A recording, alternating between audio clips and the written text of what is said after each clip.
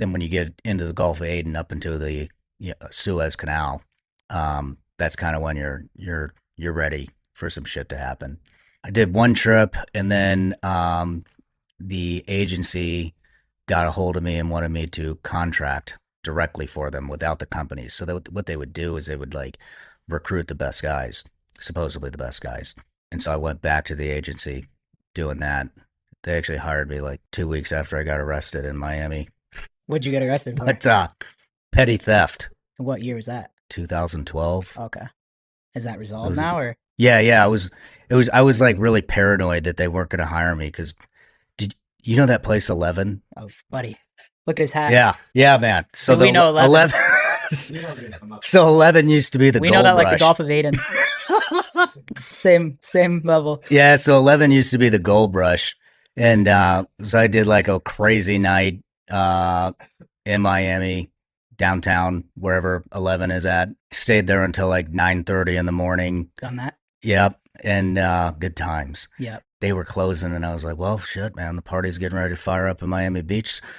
So let's go over there and see if we can pick up some women. Yeah. And so I passed out in the taxi and woke up to the cops like beating on the door. And I'm like, what the fuck is this? Didn't have any cash on me. So I was like, hey, let me just go to the ATM and just pay the cab driver. And they did not they didn't have it. It was a Memorial Day weekend. Is that in May? Oh yeah. It's messy in Miami. Yeah. They had like a 5,000 arrest quota and they were like, nope, handcuffed me, threw me in the clink. And so not because you were drunk, just because you couldn't pay the taxi? And I mean, I was drunk off my ass and on some other stuff too. Yeah. It's 11, right? Yeah. So they threw me in jail with a bunch of people that don't speak English. So I started just brushing up on my Spanish. I was in there like the only white boy in with a bunch of Latinos. And I was like, well, shit, I might as well make the best of it. So I started having them teach me Spanish in jail, knowing that I had to be in Cairo, Egypt.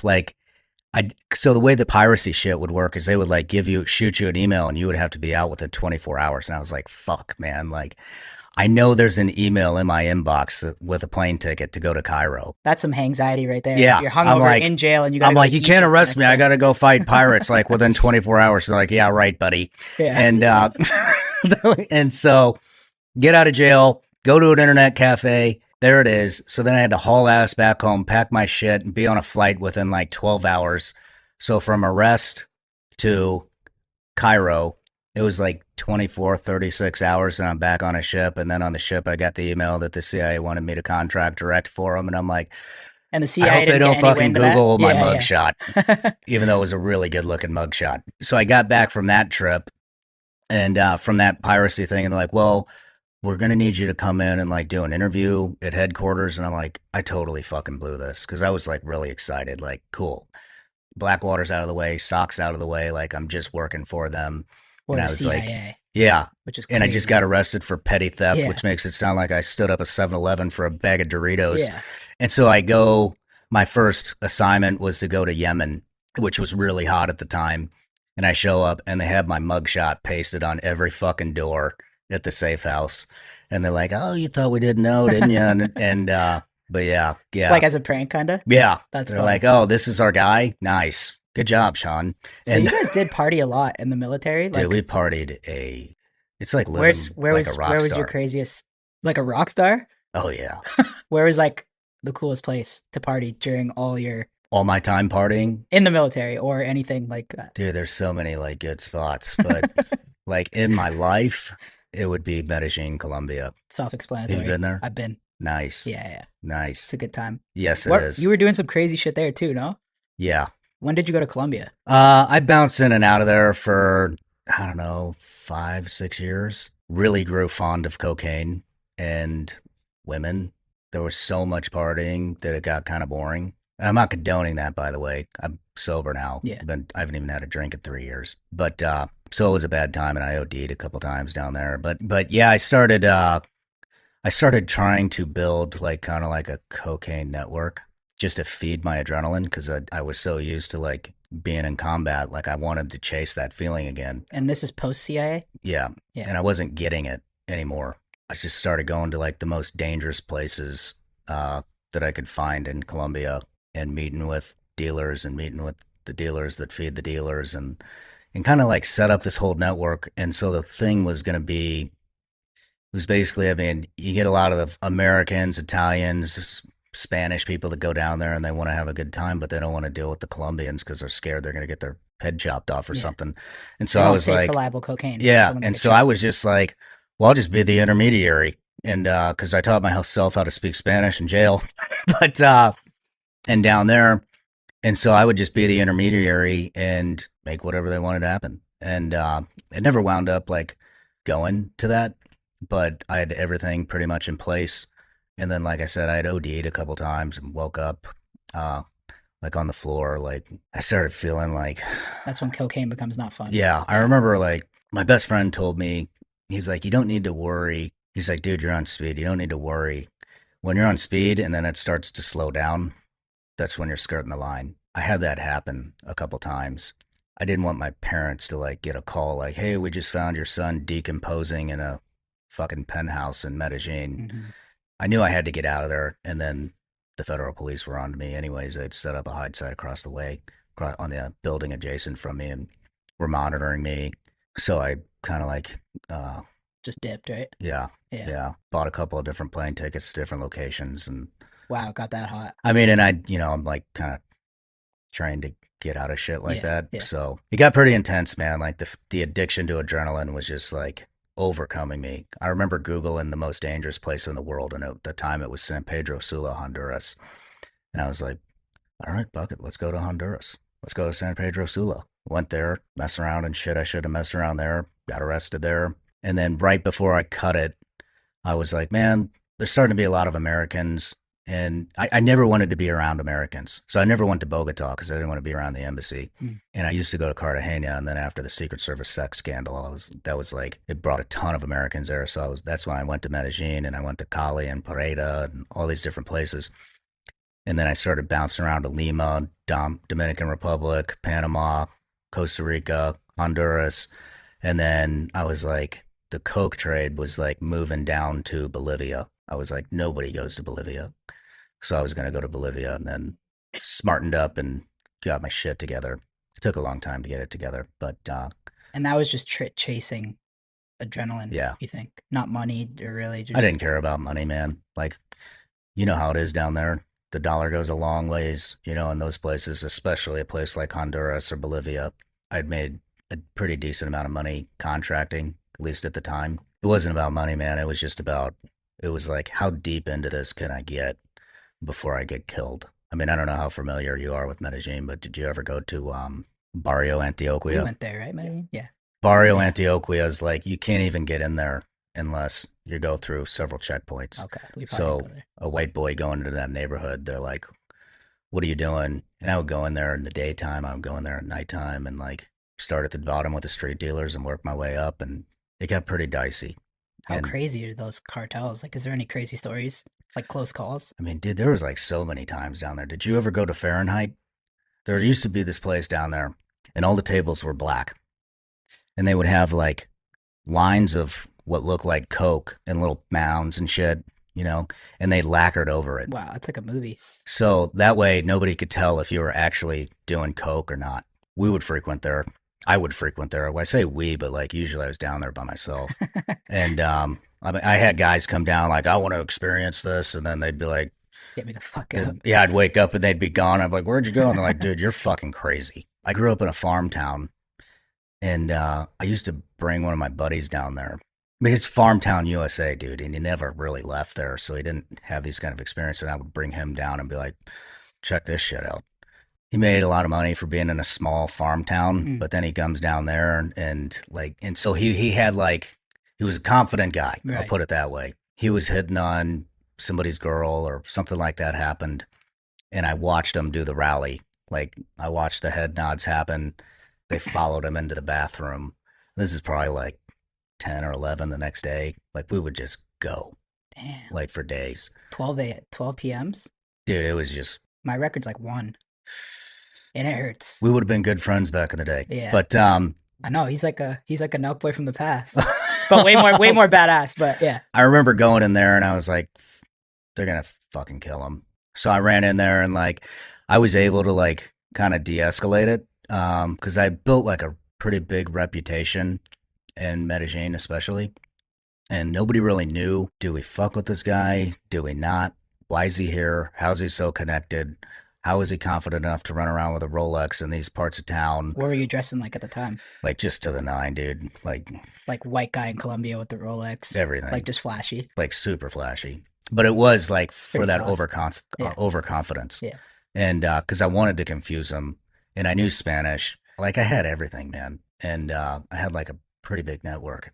So it would confuse them and they would be like, maybe we don't want to fuck with this guy. We don't know who he's attached to, even though I wasn't really attached to anybody, but it put fear in them where Hmm. in the girls I would run with would tell me, like I would ask them, like, why aren't they, you know, what's the deal? Why is everybody like looking at me or scared of me or whatever? And they'd be like, they don't know like who you are. It's weird for somebody like you to be there and be that confident and know the lingo and the slangs Hmm. and the prices and like all of that. Anyways, I ran in there and like was able to de-escalate it, but had I not, he would have been cut up and bleeding out on the floor. Was it more fuck there than like overseas? I mean, it's different, but it's the same feeling, and it was the feeling that I was chasing. I mean, if you listen to my show, there's a lot of this, like I haven't heard anything quite like mine. Um, but there's other stuff. I mean, like I just talked to you about Chris Beck, he's riding with the Hells Angels, like doing whatever he's doing like riding his Harley on one foot and going 100 miles an hour. And like, you just get like this death wish, and you can't get that feeling unless you're riding the edge. There's like a chemical imbalance that happens when you have that many adrenaline dumps, doing a job in combat like that, like it fucks with your brain and then the adrenaline actually becomes an addiction and you crave that chemical release that happens when you get an adrenaline dump. Guys find all kinds of different ways, to feel it. And then it takes hitting rock bottom to realize like this Yeah. isn't sustainable. So is that when you hit rock bottom, like kind of in the Columbia? Yeah, I mean, I told you like I wanted to make my dad proud, right? And that's why I joined the SEAL teams. I would say that's probably the biggest reason. Like I wanted to quit in there in Hell Week, but I was like, I can't like call my dad and let him know I'm a failure again. And that's kind of like the same sentiment I got when I really started skirting the edge and things started slowing down when I was on speed. But I couldn't just like cut it, and that's when I wound up moving to Boca. But before that, like I was like, maybe I'll just go to Costa Rica. Like it's pretty tame. It's like, and I got there and I kind of started doing the same shit Mhm. again, and like I just fell right into it. It just like it was like second nature for me to start building networks and stuff, and then I went home and got drank like a fifth and a half of vodka, probably totally blacked out. I must have come clean on everything to my parents, and it scared the shit out of them. And they're like, we just want you to talk to somebody. They were like tearing up, and I was like, oh fuck. So totally left South Central America, and that's when I moved to Boca Raton, Florida. I was thinking about Miami, but I was I like, know. It's too Spanish there. I was like, I'll Sounds like probably you just in get too. Spanish just I does would, not. yeah. I You was like, just become the king of any fucking Spanish culture. I still wanted accessible, but not as accessible. And then I started a business, and still struggled with a lot of different addictions. Like I couldn't sleep, so I would wash down whatever opiates I could get on my hands on, tramadol, hydrocodone, the occasional oxy. Still like finding ways to get coke, Valium, Xanax, Ambien, anything I could do to like wind my brain down. And I was like, well, maybe I'll try this therapy shit. So I tried therapy. The first appointment, she asked what I was on, and I told her like I would take several Valium and several Ambien and several Xanax, and I just didn't care. I would wash it down, and she was like, "Are you trying to kill yourself?" And I was like, "No." I was like, "I just can't take enough of it to like shut my brain off to To sleep." sleep. So I started weaning myself off stuff, and several years later, I just got totally clean. I did psychedelics. I did a psychedelic therapy. What was that like? Dude, it was awesome. What did you do? I did Ibogaine and 5-MeO DMT. Where'd you do it? Mexico. Mexico? Yeah, I went to this place called Ambio Life Sciences, and but I had like all these guys that I'd worked with, or maybe I didn't work with, but they had the same kind of path in life as me. They kept telling me about like the psychedelic therapy and how it changed their life and cleaned them out, and I was like, maybe I should try that. And so I flew down and did that, and when I came out, like it was like you just had this intuition that clicked in my head, and it was like, all this shit that I'm doing is poison. What was it? And Did you smoke something or drink or? yeah, so the ibogaine is like some kind of a root that they get out of, I think, Gabon, Africa, and they say it's like the most powerful psychedelic on the planet, and it's like a 12-hour experience, and then you wake Wow. up from that, and then you do this 5-MeO DMT, which is also like super profound. And how long's that will last? That Is one lasts about 15 minutes, but you have a death experience, dude. It's like you cross over, man. Like if you have not done it, I don't think I'm ready for that yet. yeah, it's pretty Would you heavy. recommend it? I'm 30. So Yeah, I I'd feel recommend like, it. does it stop you from like thinking certain things are important in society or like, because maybe they're not. Like, It you just know what I mean by that? yeah, Like I know money's what you not mean. important or like, because at the end of the day, it's kind of not, right? Now, it paints things in a different aspect for you. It just makes things clearer. So, like whatever you're doing in business right now, we have a lot of the similar decisions and stuff. We're both in podcasting, and you got this shiny fucking carrot over here and this shiny carrot over there. And like what it can do is like give you the vision and the focus that you need to like get what you really want. And so I did that, and it like wiped out all the bad shit that I was doing in my life. And it also like gave me like this intuitive sense of the shit in my business that's not important. And like it made me guilt free to say no to certain things. And like I could tell like what was a distraction in my business. Like, yeah, this might be like a chunk of change like right now, but I'm after the long game. And so it was almost like if you're looking at something through a bunch of weeds, like it's like Wow. and the path just becomes like clear as day. And when I did that, man, like my business like really fucking took off. And so it doesn't take your drive away or anything like Mm, that. Because I hear a lot of guys that, a lot of people that are like, oh, I don't want to turn into a fucking hippie, yeah. and I don't want to lose my drive, and it'll change me. But it will But it's not like change that. you, but it will change you into like the person that you're supposed to be. It's almost like it illuminates distractions, and Wow. you're able to just push all that shit aside and go after the big win. So you're really struggling with like addiction before that. And right after that, Yeah. you're just completely drug free. Yeah. That's fucking like a Like miracle. That's the crazy. next day. How long did the DMT trip feel like? The 15 You minute have one? no essence of time. So when I say it's a death experience, like you 100% in your mind think that you're going to die. Really? You are grasping it like, and I was pretty okay with dying. Like I was like, all right. And then I thought about my son and my wife, and I was scared to death to leave them behind in like this fucked up world.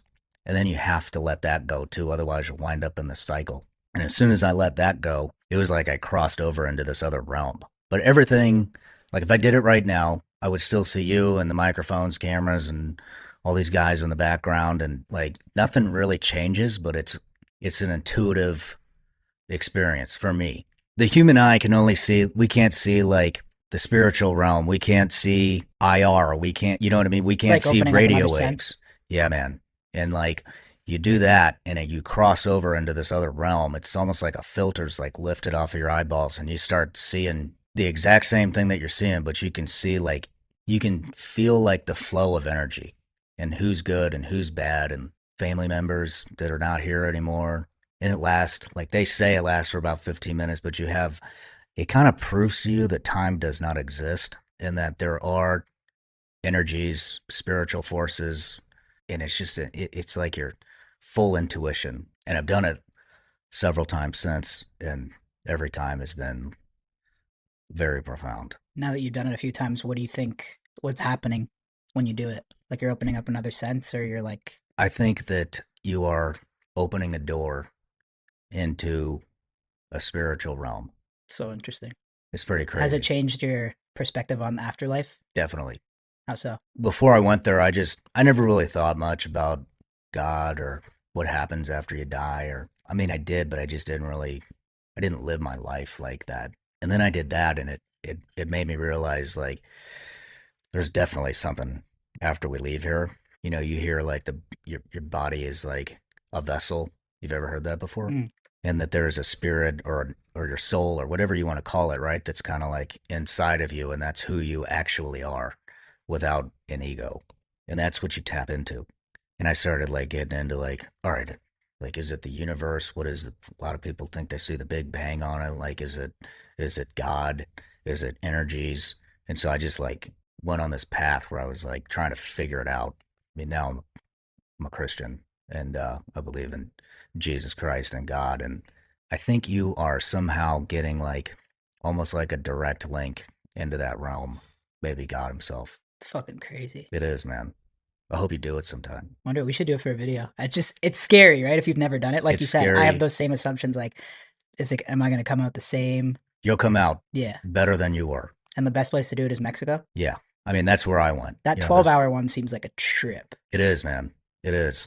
I mean, everybody has different experiences on it, but I can tell you, like, everybody I've talked to is a better version of themselves. And when I say better version, like, I think a lot of guys that are hard chargers and business mongols like yourself, they think like it's gonna like hinder that or it's gonna become It enhances unimportant. it. It does, man. It enhances it. And you Oh, do other psychedelics? You like fuck with mushrooms, right? yeah, yeah. Do you do the gummies or like chocolates or just I straight do mushroom? tea. Oh, tea. Yeah. How often do you do that? I don't know. Whenever I feel like I need to, whenever I feel like Like, do you trip or like microdose it? I trip, if Yeah. that's what you want to call it. I do it when I feel like I need clarity coming up to a major crossroads and I want all the distractions like moved out of the way. Like every time, man, I get the path. I mean, I'm like, or I'll see things like, look, right now, like we're up for a big podcast deal, right? My contract's expiring and I'm up for a big deal. I've tapped into that, a couple times and I'll see like, and like I said, with the distractions, like it's like here's like a big pot of money or here's a big, whatever, man, something that I think might be really beneficial. And I'll do that. And instead of just looking at, thinking this is the way, then it brings in all these other aspects. And it's like, here's the strings that are attached if you do that. They want to control you. Here's how they're going to try to control you. And it's like, holy shit, man. Like I never, like that was never unveiled to me until I did this. Like for me, that's a big thing. I never want anybody to control what I do. I know there's a lot of traps out there that you can fall into. I mean, look at the Epstein shit, for me, like I have a very strong relationship with my wife and my kids. Like I know that they can't get to me through sex, but I know that they could get to me through money. So it will unveil things that I didn't think about that are there, and I'll see them like after I do it. And if that's what I get out of it, then I'm like, fuck, man, like that guy that wants to invest millions of dollars into my podcast, like this is what he really wants. He doesn't want to fucking help me. He wants me to like do this, and this, and start to create a narrative on whatever X, Y, and Z. And then I'll go and I'll kind of like research other stuff that I haven't researched. Sure as shit, man. Like I'll see it. I'll be like, fuck, he does want me to do that. You know? I've gotten into the chocolates the Yeah. last few months. Yeah. Yeah, group of Australian girls. They just love them. You ever been to Disneyland on shroom chocolates? No. You gotta try it out. No. It's a good time. I'll bet it is. How do you think we solve some of these problems with vets? Because it's such a big issue, right? And they're putting their lives on the line to, protect freedom, protect the country and stuff.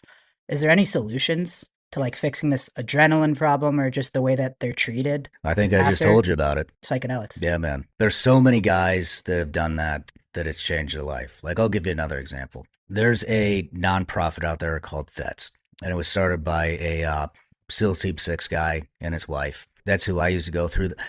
And they've been sending guys down for years now. Stanford did a study on it, and they would take guys like me. I didn't do this, but they'll take guys, especially that have really bad traumatic brain injuries from blasts, like shock waves and stuff. They'll fly them into Stanford. They'll do a brain scan. Like when you do a brain scan, it'll show like the parts of the brain that aren't working. It'll be like black spots in your brain where you took the most blasts or whatever, right? And they would identify all these black spots. And then they would send them down and they would do Ibogaine. And then as soon as they're done doing Ibogaine, they would fly back up to Stanford and they would do another brain scan, and time after time after time again, those black spots had disappeared and the entire brain was lit up. Really? So what's happening, like when you do this, not at Disneyland, but if you do it like a therapeutic setting and you have like intentions that you want, what's going on there is, so like the neurons in your brain are going back and forth through this thing called the default mode network. And that's from the back of your head to the front of your brain, back of your brain to the front of the brain. And that's why like when you see the older we get, the more set in our ways we get. So what's actually happening is like the neurons throughout your life, they get lazy and they just want to use the default mode network, right? And so rather than traveling through all these different neural pathways in your brain, they're just, let's just go back and forth, back and forth. Some psychedelics will do is they'll actually put like a block in the default mode network, and that communication with the neuron still needs to happen. So instead of using the default mode network, they go back into these neural pathways that maybe you've never used or you haven't used since you were 3 years old. And it reopens all those neural pathways because the communication still has to happen. And when that happens, the entire brain is lighting up. Wow. And they're actually proving this. Yeah, man. They're proving it. Wow. And so you're seeing like these profound results from this, like me. Like, dude, I cut Adderall, sleeping pills, opiates, all that shit, like alcohol immediately. Like it also replenishes the receptors in your brain, which is the cure for addiction. The cure for addiction. So I had a really good friend of mine. He survived. It was the biggest car bomb that I had seen somebody survive. He walked out of it, massive brain injury. Then he gets shot in the head years later. Another I mean, you can imagine massive traumatic brain injury, getting shot right here, square in the forehead. Survived it. How? Are you wearing a helmet? No, man. How's that possible? It's a great question. But couldn't go outside, even on a cloudy day without sunglasses. His wife called. She's like, he's bedridden 5 to 6 days a week. He's so dizzy, he can't get out of bed. We haven't had sex in over 2 years. He can't walk without a cane because his vertigo is so bad. And I'd been trying to get him to go down there for a long time after my results. I was like, you got to try this, man. Just like, what do you have to lose? Yeah, and then when I found it was that bad, I called him again and I was like, let me call my buddy, Trevor. Let's get you in. We'll get you fast tracked. Goes down there, does the Ibogaine experience, comes out of it, leaves his cane there for a souvenir, doesn't need it anymore. The vertigo's gone, doesn't need his sunglasses to go outside anymore, hasn't been bedridden at all, goes home, bangs his wife after 2 years. And this is like 8 months ago.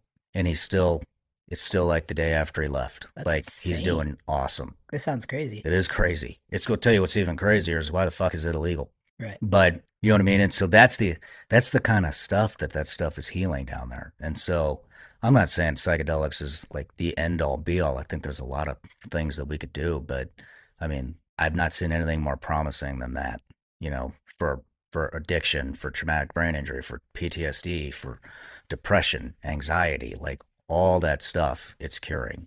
Rape victims going down and like they're able to function again. And wow, it's really like it looks pretty promising. So that's your main message to like people kind of recovering. Yeah, I would say look into it, you know, and then I mean there's a lot going on there, you know what I mean? Definitely. It would be like if you know, especially guys, not just guys that are operating at the highest level, like at the SEAL teams and the rest of special operations, but for anybody. But I mean, you wrap your identity up into that, and guys, you know, that becomes them. And so when that gets taken away, it's like, well, shit, who the hell am I? None of these skills really translate to anything else. I mean, just think if like your podcast got shut down overnight, what are you gonna do? You know what I mean? Mm-hmm. What are you gonna do? This is what you do, and you built an empire doing this, right? Mm-hmm. Well, then it all gets taken away.